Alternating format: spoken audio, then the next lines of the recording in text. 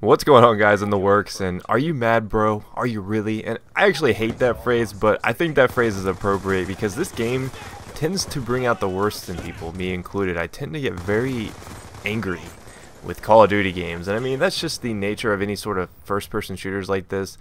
And I played a pretty good deal of this game yesterday on both PC and console, and I can say I don't understand how you console players still have your hair on your head, because the amount of like latency and lag compensation that exists on both consoles is just, oh man, that would drive me nuts. I'm glad I've played most of my time on the PC, but that being said, you know, there's nothing wrong with the console version. You know, I've always been repping the Black Ops on the Xbox because I have, oh man, I have a lot of days played on Black Ops 1 on my Xbox. But anyways, getting off track here, we wanted to talk about playing solo, because that's what the topic of this video is going to be, playing by yourself. And this is hands down the most difficult Call of Duty to play by yourself in. I don't think there's any contest in that department. This thing is a absolute challenge to try to sit down and play by yourself, because you run into full lobbies like all the time. I mean, there's something about the way this matchmaking works where it seems like you're always matched up with competent players. Now, in most scenarios, that's not necessarily a bad thing. A competitive Call of Duty match is often quite fun, but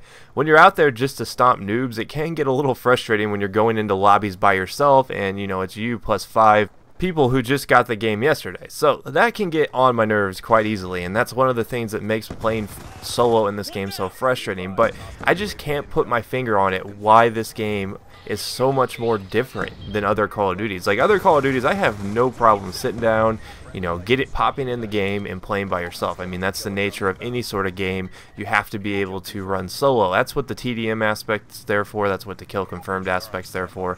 And I found the kill confirmed is probably the easiest to play by yourself. Now, if you get against a team that's running in packs, that's where things can get a little frustrating, especially packs where you've got like 5 people knifing in ground war, and then the other 5 are like running around with submachine guns. And there's no doubt submachine guns rule the day. I mean, that's just the way that's just the nature of this game. I mean, I notice a lot of people seem to get upset by that. Like, if you think about it, what makes that so bad? Okay, submachine guns are really good, but in past Call of Duty games, assault rifles have just been the best, and I mean the best category of weapons, hands down. There's been no contest. I mean, if you wanted to do well in a Call of Duty, you use an assault rifle. So why is it so bad that now these submachine guns are kind of at the top of the ladder? I mean, I guess I can see where the laser sight and hip fire on a lot of these submachine guns can get quite annoying. I mean, I've been a victim of it myself, and I think that maybe they should go in and tweak that aspect of the particular, you know, this class of weapons, because,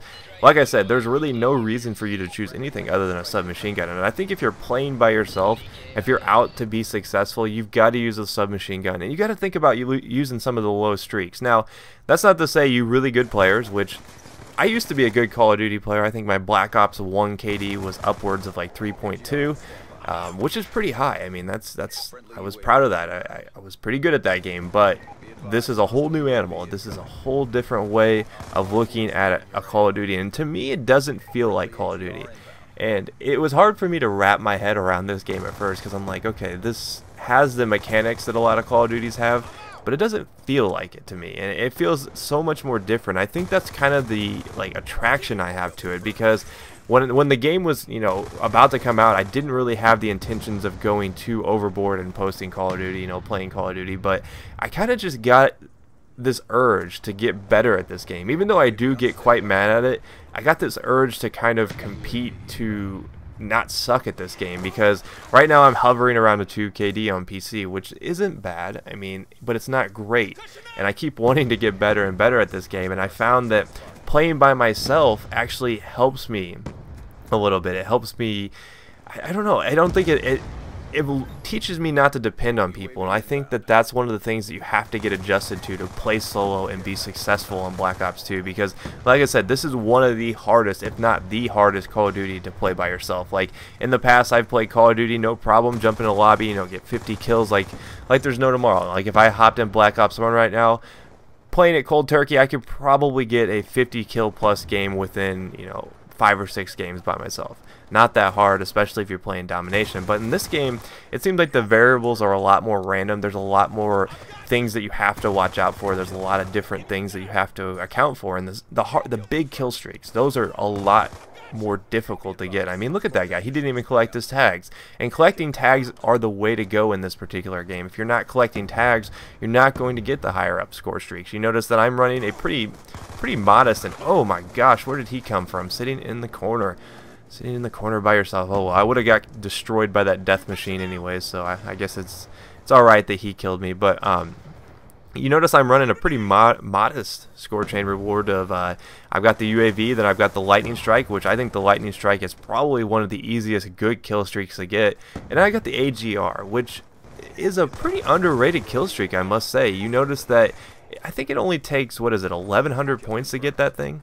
And it can rack up quite a bit of kills, and usually when I throw that thing out, it's guaranteed to get me at least like 5 kills, and I actually get 2 back-to-back in this, and this guy will not get out of my way. Look at this kid. Why is he insistent on getting in my way? And he just felt the need to just sit there and try to make me mad. I'm pretty sure that everyone is always out to slow me down in this game, because I feel like I'm always getting bumped into by someone in Black Ops 2. But this game is coming to a close. Like I said, playing solo is difficult, but if you pick the right weapon and take the right mentality into these games, I think you can be successful. So I think I ended up getting, I think, 37 kills in this particular game. I did die a lot there in the end.